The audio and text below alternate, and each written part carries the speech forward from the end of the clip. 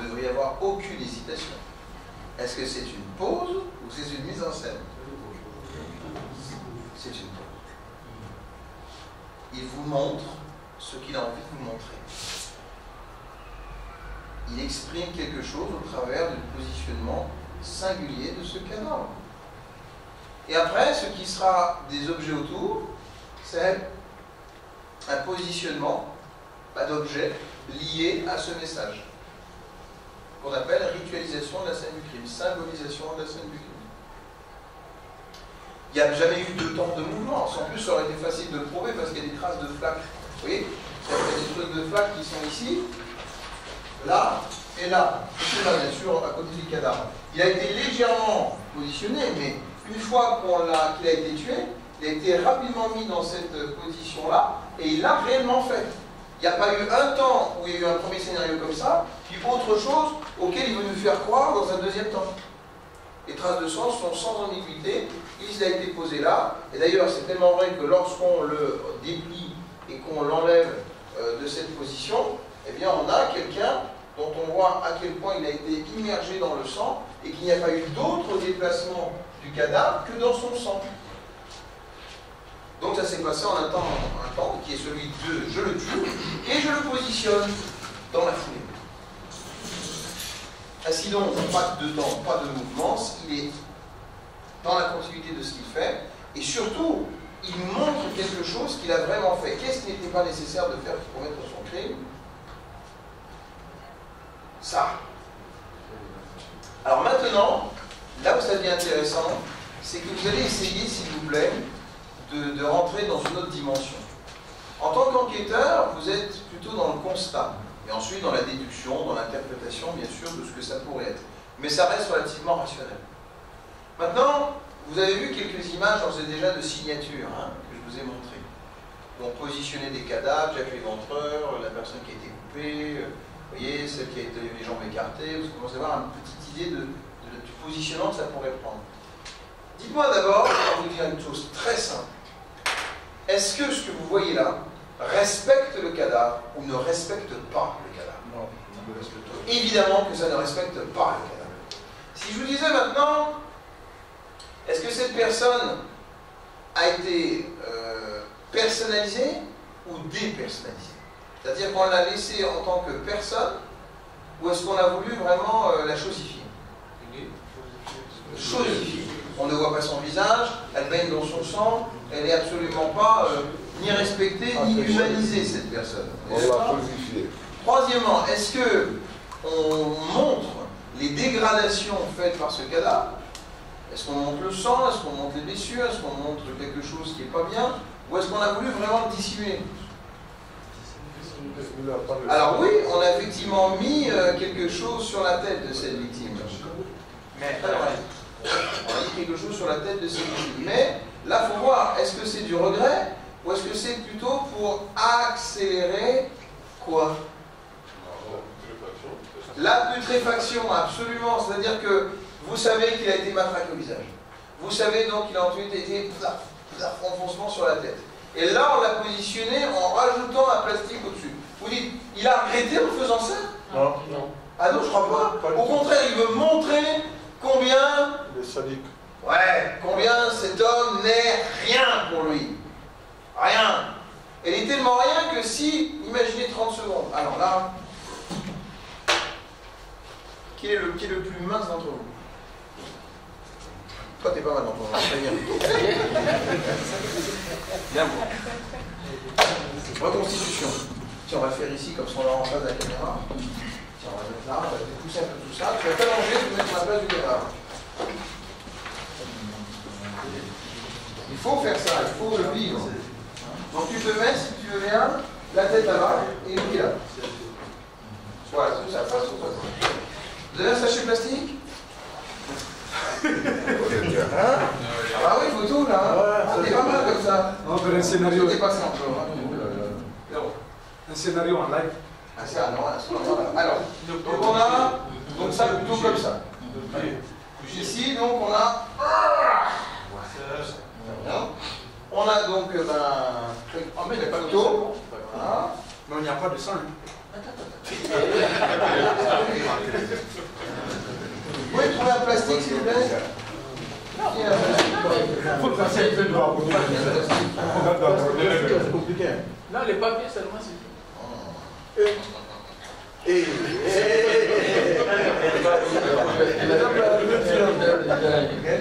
Alors là, donc, on va prendre, on est gentil, hein. Comme ça. On prend 2 fois. Hein. Tu t'en souviens dans les cours de criminologie? Et alors là.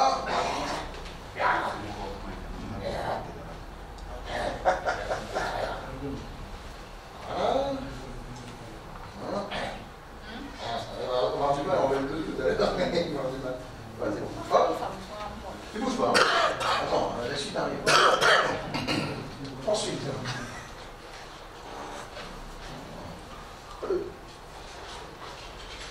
On va faire ça comme ça, on va la faire gentiment. Hein. Donc là, ici après, t'es pas fini. Là, on doit prendre ta main. J'ai un couteau rouillé. Voilà. T'as un couteau? Wow, joli! Ça va aller, ça va. À ce point, on va le faire. Voilà, et là, on va ici. Voilà. C'est pas pour moi. Vas-y, c'est les mains. Tu peux voir, d'accord? Les deux bras sont collés.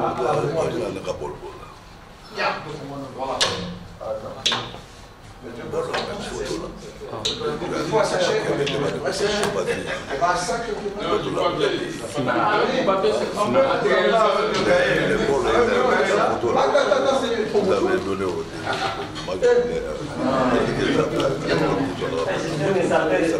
Mais oui, on va le tuer quand même. Hein? Voilà. On n'a pas donné les infos. On n'a pas donné ça. Et là, il faut imaginer qu'il est plein de sang à côté.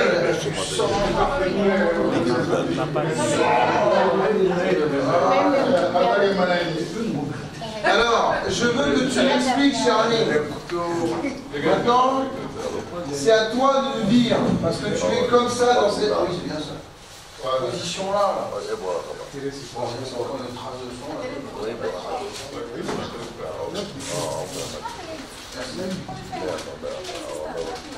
Comment tu vis ça? Alors, je te demande de trouver un mot qui exprime bien ce que tu ressens dans cette position-là.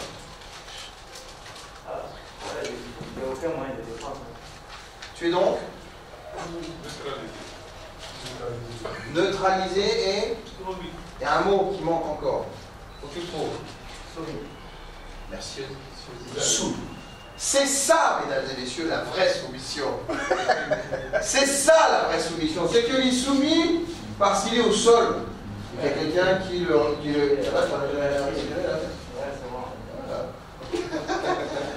Ah oui. Et donc il est soumis parce qu'il ne peut plus vraiment parler, voir. Il est soumis parce qu'il ne peut plus utiliser ses mains. Il est soumis parce qu'il ne peut même plus, vous voyez, même si vous voulez bouger, ça va être compliqué. Et au bout du compte, il est déjà perforé. Et là, il ne peut rien faire. Donc tu es soumis, neutralisé, soumis. Tu es donc dominé. Totalement dominé. Merci Nancy. C'est pas de toi, Cabo. Ça m'a fait aussi penser au camp de Guantanamo. Moi, c'est l'image qui m'est venue. Vous voyez, quand j'ai vu dans cette position-là, il y a vraiment des gens qu'on peut mettre dans cette position-là pour les soumettre, pour les humilier, les rendre un petit peu à vie dans leur position. Donc c'est un petit peu ça. Ça va? Tu peux faire comme ça? Tu libérer de tes chaînes. Libérer de tes chaînes. Et il n'y a que lui qui peut nous dire ça en le vivant. On peut peut-être l'imaginer vu de l'extérieur, mais il faut le vivre. Il faut vraiment refaire les choses comme si elles étaient ainsi. Ça n'a rien de gênant. Enfin, bien sûr, c'est gênant de vivre. On ne pourrait pas rester longtemps comme ça, je comprends. Voilà, la méthode.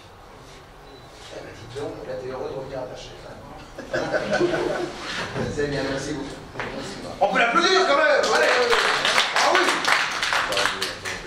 Donc, la personne qui a voulu faire ça a voulu soumettre grandement notre victime, en la chosifiant, en la dégradant et en la mettant donc à sa merci. On a donc affaire à quelqu'un qui veut quoi? La dominer, la rendre neutralisée et quelque part fortement la réduire à pas grand-chose, la réduire à néant. Alors quoi? On fait ça comment? Quelle peut être la motivation de celui qui fait ça? Celui qui a envie de faire ça, il recherche quoi? La suprématie. La suprématie, c'est pas mal. L'esprit de domination, forcément. Et donc j'aime bien parce que lui, il l'a vécu. Hein. Donc il sait maintenant que c'est pas rien cette histoire-là. C'est pas une simple domination, c'est une suprématie. Et donc, qui dit suprématie dit il se prend pour le plus fort, pour l'être suprême. Quel est l'être suprême? Dieu. Voilà. Qui a droit de vie et de mort sur toi et qui te soumet. Mais pour en arriver là, toi, être humain, qui se prend pour Dieu, pardon, qui est soumis à la vindicte de Dieu dans cette position-là, qu'est-ce que tu as bien pu faire pour mériter ça? Pour qu'une telle suprématie, qu'un tel être suprême en vienne à te dominer à ce point-là. Quand Dieu fait ça, qu'est-ce qui s'est passé? Qu'est-ce que tu as fait? C'est une punition. Voilà le mot-clé.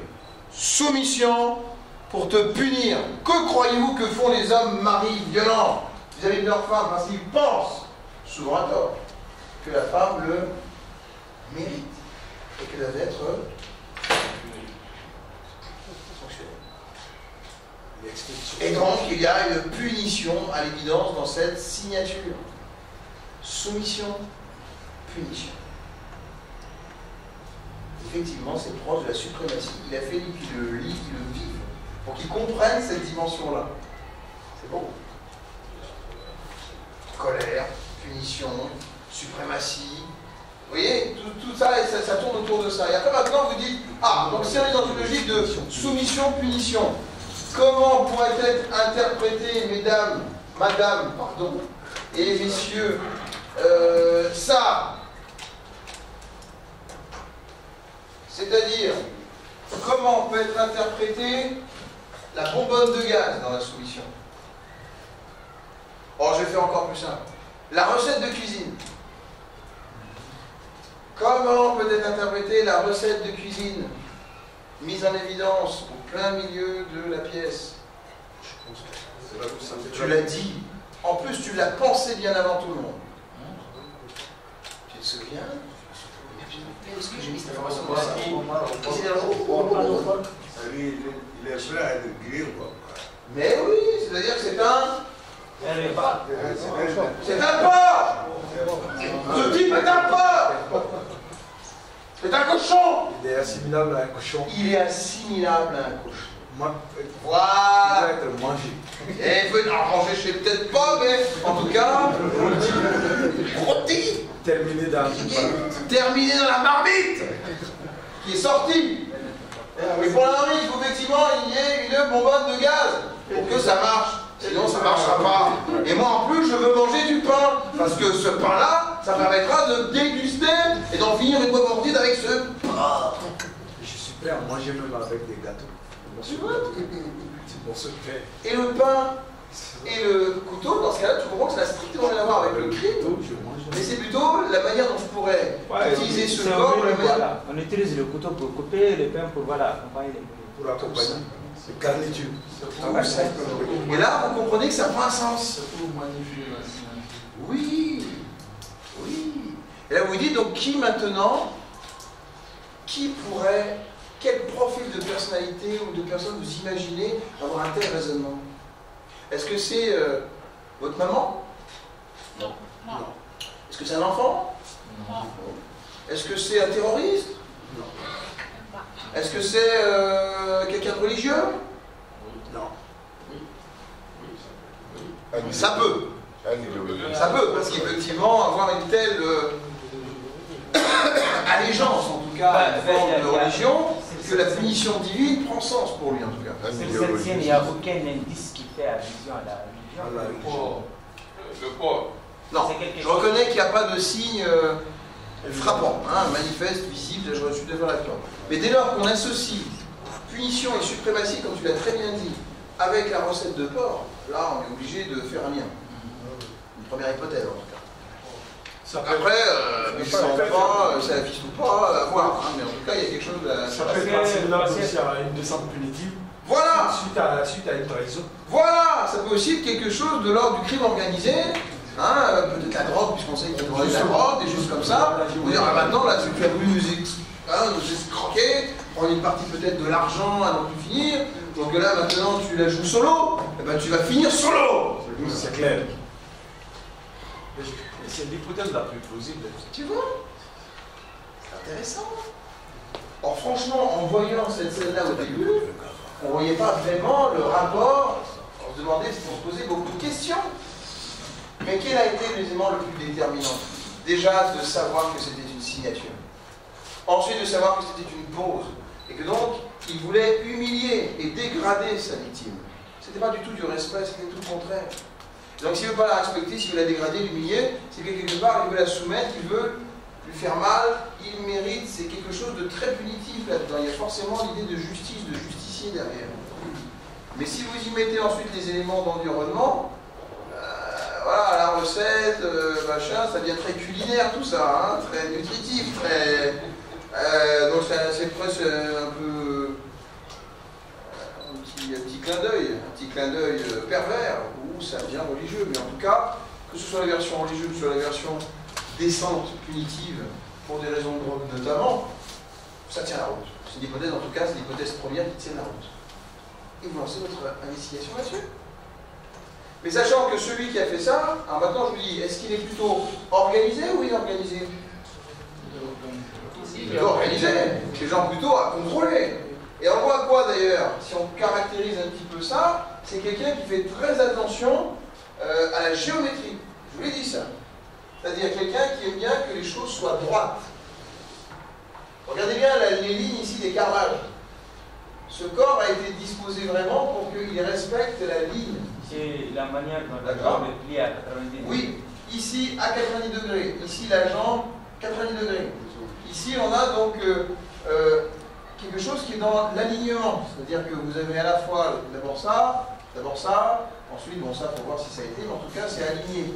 Si vous avez donc la disposition des deux objets, cocotte minute et livret de cuisine, ils sont pile au milieu vraiment de la pièce. Et avec des portes ouvertes, de sorte que là où nous sommes ici, nous pourrions voir absolument toute la scène. Donc il est bien aussi le côté égocentré.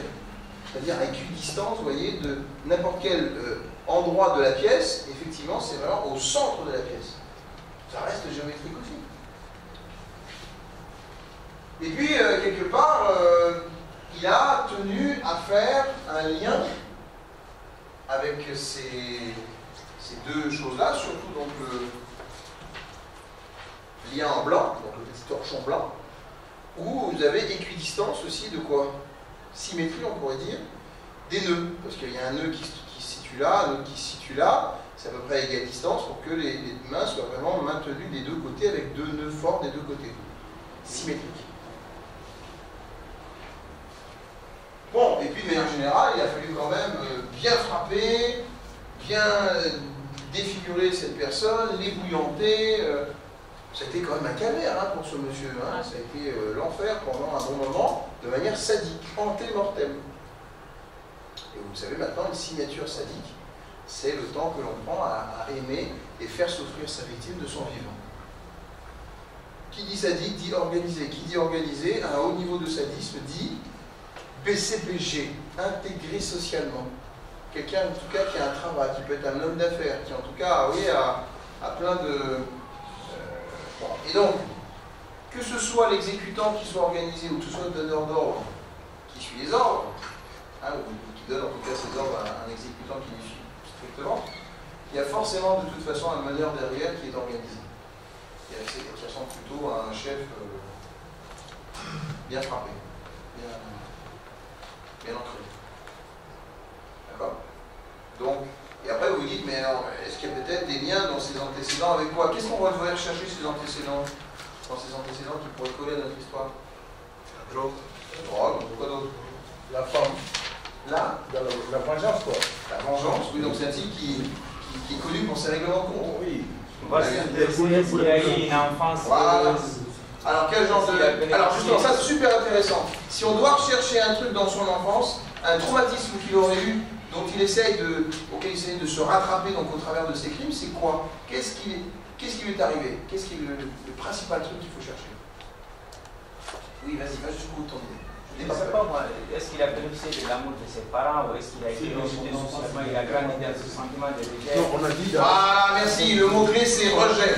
On a déjà dit. Le mot-clé c'est rejet. C'est-à-dire que quand vous êtes dans l'orgueil, au point de vous prendre Dieu et de faire justice vous-même, c'est que vous êtes dans la compensation orgueilleuse d'un manque d'estime. Le mot-clé c'est l'estime. C'est un personnage qui se prend pour Dieu parce qu'il n'a pas été estimé, qu'il n'a pas été assez valorisé. Donc il a été rejeté, humilié, exclu, dévalorisé, démotivé de plein de façons. Et donc il faut chercher quelqu'un, par exemple, qui a été cassé par sa mère, qui a été, je dirais, frappé peut-être par son père. Quelque chose qui est de l'ordre d'une expérience malheureuse avec un grand frère où il a été particulièrement maltraité. Peu importe, quelque chose qui soit là-dedans où il a été rejeté, exclu, humilié, mésestimé. En fait, lui, positionné sur la scène du crime, c'est un peu lui avant. C'est un peu ce qu'il ressentait avant d'être celui qui donnait la mort, celui qui rendait justice, celui qui se vengeait de toutes les humiliations précédentes. Au travers du positionnement de cette victime, il y a un peu de lui avant. Il dit, mais simplement, je ne subirai plus ça. C'est moi maintenant qui vais le faire sur ça. Je ne subirai plus ça. Maintenant, je vais le faire sur lui. Cherchez quelqu'un qui est ce genre de personne. Très profond. Oui, mais est-ce que ce n'est pas le même cas qu'un enfant conduit les parents d'un enfant à 10 ans à sa présence? Et que cet enfant est nourri avec son esprit. C'est pas le même cas? Non, parce qu'il est témoin. Alors là, on sent bien que c'est quelque chose, pour qu'il se prenne pour Dieu, c'est quelque chose qui l'a affecté très personnellement. Il n'est pas témoin, il est vraiment victime directe, victime personnelle. Très personnelle cette histoire. Ouais, mais est-ce qu'il ne sera pas animé de l'esprit de vengeance au fur et à mesure qu'il grandit? Bien sûr, dans l'exemple qu'il donne, il peut y avoir des idées de vengeance, mais pas à ce point d'être justicier, de prendre pour Dieu et de tout le simagré qui va avec. Voilà, une sorte de niveau et de manière de faire. Ça va? Ça va, oui, ça va. On continue.